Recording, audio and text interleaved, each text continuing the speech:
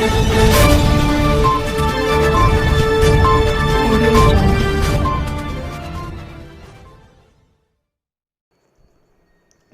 आदाब, आप देख रहे हैं न्यूज़ 53।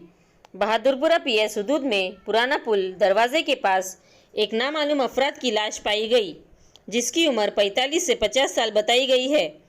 बहादुरपुरा पुलिस इसकी तहकीकात कर रही है।